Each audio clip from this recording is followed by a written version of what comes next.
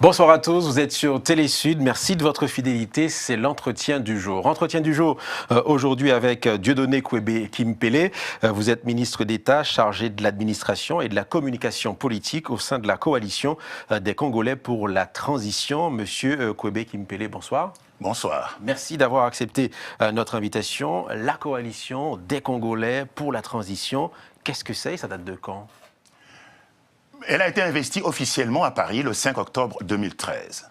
Donc cette année? Cette année, oui, il y a quelques jours, il y a quelques 2 semaines, mais c'est un projet qui date d'il y a longtemps. Mais c'est un projet qui maintenant est devenu une réalité parce que la CCT n'est pas un parti politique, contrairement à ce que d'aucuns disent. Ce n'est pas une organisation militaire non plus. C'est un regroupement de... C'est une plateforme patriotique. C'est une plateforme patriotique qui regroupe effectivement des partis politiques, mais aussi des organisations militaires, mais également des ONG de défense des droits de l'homme et des droits de la femme, ainsi que des mouvements associatifs. Il y en a combien à peu près? Vous savez, la plateforme a composé d'une... Actuellement, on a dépassé à peu les 25 adhérents.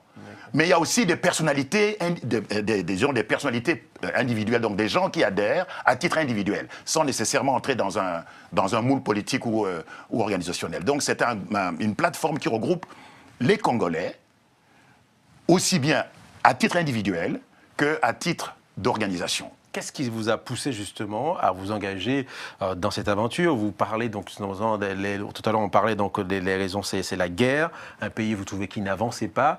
Qu'est-ce qui vous a poussé justement à prendre cette initiative? Cette initiative a été dictée par les circonstances. Le Congo est en guerre. C'est une guerre que les stratèges américains appellent la première guerre mondiale africaine. Il y a aujourd'hui au Congo 50 armées étrangères. Là où se trouve le cadavre, là aussi s'assemblent les vautours. 50 armées étrangères se battent au Congo depuis 2002. Contre qui? Dieu seul le sait. Et malgré la présence forte de ces armées, y compris des casques bleus, il y a 17 000 casques bleus au Congo. Eh bien, malgré la présence de ces casques bleus, 17 000, c'est la mission la plus longue et la plus coûteuse depuis que l'ONU existe. 18 années de guerre. 18 années de guerre, et l'ONU qui est là sous le nom de la MONUSCO, la mission des Nations Unies pour la stabilisation du Congo, s'y trouve chez nous depuis 14 ans. Eh bien, malgré la présence de la MONUSCO, les femmes sont violées au rythme d'une victime toutes les 48 minutes.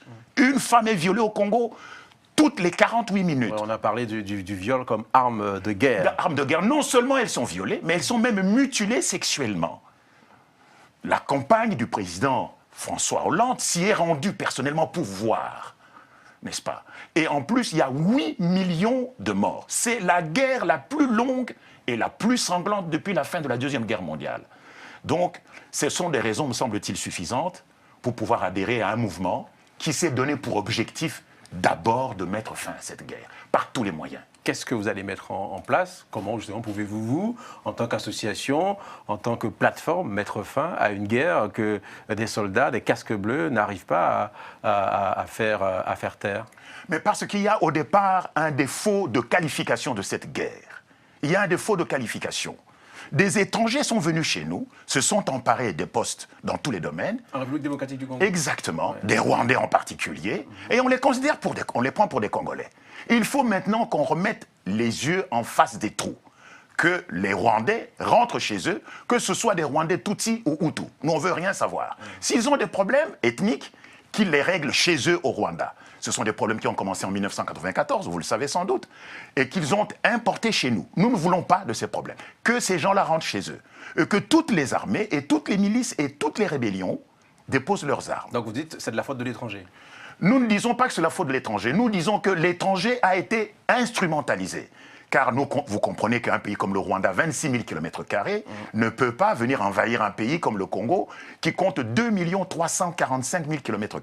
Donc, les Rwandais ont été instrumentalisés par certaines multinationales bancaires, pétrolières et minières. Nous disons à ces gens-là, Pourquoi passez-vous par le Rwanda et par l'Ouganda? Vous voulez dire qu'on déstabilise le Congo pour pouvoir voler sa richesse? Exactement, exactement. Donc, en RDC, c'est ce qui se passe selon vous? Mais le Congo est un véritable... Vous savez que le Congo est un enjeu planétaire aujourd'hui. Le Congo, son sous-sol recèle 75% des réserves mondiales de coltan, la colombo-tantalite. Et sans la colombo-tantalite, il n'y a pas d'industrie électronique, il n'y a pas de GSM, il n'y a pas de sous-marin nucléaire, il n'y a pas de bombardier stratégique.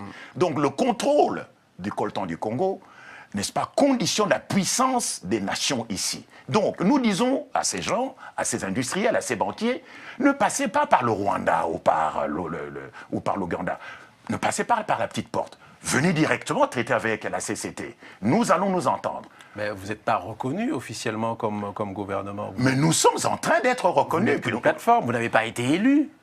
Mais nous n'avons pas besoin d'être élus. Est-ce que pour éteindre un feu, il faut être élu? Mais comment vous allez faire? Vous allez engager une armée contre le président Kabila? Nous avons une armée, nous avons lancé un ultimatum. C'est de la violence encore, ça? Nous ne sommes pas des gens violents, parce que la violence, elle est là. La violence, nous ne l'avons pas inventée, puisqu'il y a une guerre déjà qui dure depuis 18 ans. Il y a 8 millions de morts. Nous disons que le pays est en feu. Notre pays est mis à feu et à sang. Les gens qui sont au pouvoir n'ont pas réussi à éteindre cet incendie. Nous nous donnons le droit de venir éteindre cet incendie. Et dans les plus brefs délais. Quelles sont les étapes? Il n'y a pas d'étape possible. Les étapes, donc, on n'a plus de délai. Il n'y a plus de délai. C'est-à-dire que nous nous sommes fixés un ultimatum. Si cet ultimatum est dépassé, nous marchons sur le pays et nous prenons le pouvoir. Quelle est la date de cet ultimatum? Je ne peux pas vous la donner ici parce que ce sont des dates qui dépendent de nos forces armées qui attendent que le pouvoir politique, c'est-à-dire le gouvernement de transition, donc vous voulez dire que le pouvoir en place, le président en place, Joseph Kabila, il est au courant de cet ultimatum?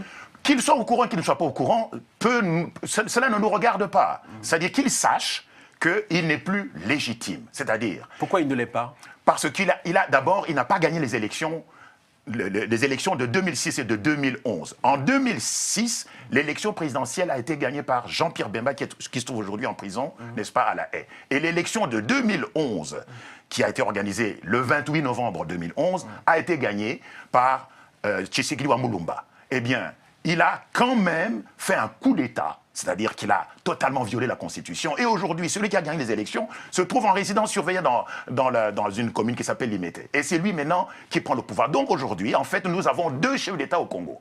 Un chef d'État élu démocratiquement, qui ne peut pas exercer, et un chef d'État qui n'a pas été élu, mais qui utilise la force et le défi pour se maintenir au pouvoir. Et mon cher Guy, je ne vous apprends rien. Un enfant qui naît avec deux têtes, un enfant bicéphale, est condamné à mourir. Même si vous coupez une tête, il va quand même mourir. Nous, à la CCT, nous ne voulons pas nous résoudre à cette éventualité, à cette fatalité. Nous disons tout simplement que Kabila a échoué, manifestement. La démocratie telle qu'elle a été instaurée au Congo a échoué, puisque depuis 2006, le pays va de mal en pis. Les partis politiques traditionnels au Congo ont également échoué, puisqu'ils n'ont pas pu trouver une solution pour mettre fin à la guerre. Nous disons, nous venons avec la solution qui permettra au Congo de retrouver la paix, de terminer la guerre, qu'on restaure la paix, et que le pays retrouve les conditions de son développement. Alors voilà. Et nous nous sommes donnés entre 3 et 5 ans maximum. C'est quoi? C'est comme par miracle. Vous pensez que, vous n'avez pas, pour certains, vous n'avez pas eu d'expérience de gouvernement? Aussi. Oui. Et d'abord, est-ce que Barack Obama a une expérience de gouvernement, lui qui dirige la plus puissante nation de la Terre? Il n'a pas d'expérience de gouvernement. Mais moi, j'étais dans le gouvernement, comme directeur de cabinet. Et dans l'équipe que nous avons, vous avez des docteurs. Hein? Vous étiez directeur de cabinet dans l'équipe de Kabila? Non. Sous Mobutu. C'était sous le gouvernement de Faustin Birindwa, qui est mort maintenant, entre 93 et 95. Donc une expérience politique, oui. J'ai une expérience politique. Et de toutes les façons, aux âmes bien nées, vous connaissez la formule, oui, la valeur n'attend que le point des années. Alors, donc si on devait attendre qu'on ait une expérience politique, eh bien on est parti pour l'an 3000. Donc, alors, ce qui est intéressant, c'est que vous avez mis en place un gouvernement de transition. Ça veut dire qu'il y a des ministres. Vous, par exemple, vous êtes ministre d'État chargé de l'industrialisation, de l'administration, et de la communication politique. Ça veut dire qu'il y a des ministres, un gouvernement qui attend, qui se prépare comme une espèce de shadow cabinet de l'opposition. Ce n'est pas un shadow cabinet, c'est un gouvernement légitime. Notre légitimité, nous la tirons du fait que... D'une élection, une légitimité. Non. Ça, c'est la légalité pour l'élection. Pour ce qui est notre légitimité, mon cher Guy, votre maison est en train de brûler. Est-ce que vous devez d'abord attendre la légitimité pour commencer à éteindre le feu? Le Congo est à feu et à sang depuis 18 ans. 8 millions de morts. Et on nous dit, mais quelle est votre légitimité? Mais notre légitimité, c'est parce que nous voulons éteindre le feu. Toutes les solutions qui ont été employées, qui ont été préconisées pour mettre fin à cette guerre, pour mettre fin aux viols et aux mutilations sexuelles, ont échoué. Nous disons, nous de la CCT, nous avons la formule, nous avons la volonté et nous avons les moyens pour en finir avec cette guerre. Comment vous allez faire justement une fois, voilà, imaginons que vous mettez en route des armées, bon voilà, en face il va y avoir de la résistance, c'est encore des réfugiés sur les routes. Est-ce que c'est la solution? Mais nous n'allons pas faire une rébellion. Nous n'allons pas créer une rébellion, il y en a déjà beaucoup. Nous disons ceci à Kabila, qu'il se démette. S'il ne se démet pas, nous allons l'attraper. Nous allons l'attraper. Mais nous avons pour ça des personnes qui sont chargées de faire ce travail. Nous ne sommes pas des hommes violents. Nous disons aujourd'hui, si Kabila a un tout petit peu de considération pour les Congolais, s'il lui reste encore un tout petit peu d'amour pour ce peuple, puisque maintenant il est avéré qu'il a échoué. Cela fait 12 ans qu'il a dirigé ce pays, de la façon qu'on connaît. L'échec est patent et total. Qu'il s'en aille et nous allons le remplacer. S'il ne s'en va pas, nous allons le chasser par la force. Quel relais avez-vous sur place justement pour mener cette politique? Quel relais? Où ça? À place. Kinshasa? Oui, à Kinshasa. Nous avons des ministres à Kinshasa, mais leur nom ne figure pas sur la liste, pour des raisons évidentes. Hein, nous craignons qu'ils soient persécutés, liquidés parce qu'il en a l'habitude. Ces forces armées dont vous parlez, elles sont où? Mais elles sont sur place à Kinshasa. Vous savez qu'à Kinshasa... Ils sont armées, entraînées? Elles sont armées, elles sont entraînées. Vous savez que Kinshasa... Je vous ai dit qu'il y a 50 armées différentes au Congo. C'est devenu un supermarché aujourd'hui. Et je n'ai même pas cité les rébellions et les milices. C'est des Congolais, des mercenaires, c'est qui? Ce ne sont pas des mercenaires, ce sont des Congolais. Nous avons, même au sein des forces armées de la République démocratique du Congo, nous avons des partisans, nous avons des personnes qui nous attendent, qui attendent tout simplement qu'on leur donne le go pour qu'ils fassent le travail auquel ils ont été assignés. Donc vous pouvez aller jusqu'à faire quoi? Renverser le président? Mais le président va être arrêté. Il va être arrêté. OK? Le régime va être liquidé. Et puis nous allons commencer la transition parce que pour la première fois dans l'histoire du Congo, à la fin de la transition, et je vous signale qu'à la fin de la transition, aucun ministre du gouvernement ne sera autorisé à se présenter aux élections. Que ce soit le président de la République, Madame la Première ministre, tiens, notre Premier ministre est une dame, Maman Myriam Bolosengi. Le président de la République, c'est Emery Damien Kaluira. Donc, ni le président de la République, ni Madame la Première ministre, ni les membres du gouvernement, personne n'est autorisé à se présenter aux élections qui mettront fin à la transition. Et donc, pour la première fois dans l'histoire du Congo, ça fait 53 ans, on va assister à une remise et reprise entre un président sortant et un président rentrant. C'est quand même merveilleux. Pour la première fois, il faut absolument que la politique au Congo soit enfin apaisée. Mais en attendant cette période, nous n'allons pas juste attendre que la transition se passe. Nous avons un certain nombre de projets et de programmes que nous allons mettre en œuvre pour vraiment préparer cette transition. Eh bien voilà, c'est ce qu'on vous souhaite, enfin, c'est ce qu'on verra en tout cas, ce qui va se passer si vous dites voix en tout cas. Merci Monsieur Dieudonné Kwebe Kimpele d'être venu jusqu'à nous pour présenter donc la coalition des Congolais pour la transition. C'est la fin de cet entretien du jour. Merci à vous. Oui, mais j'aimerais juste un petit mot, mon cher Guy. Il faut savoir, je dis pour les Congolais, puisque vous êtes reçus... 30 secondes. Oui, vous êtes reçus au Congo notamment. Nous allons, porter à $250 le salaire minimum de tous les fonctionnaires, de tous les soldats.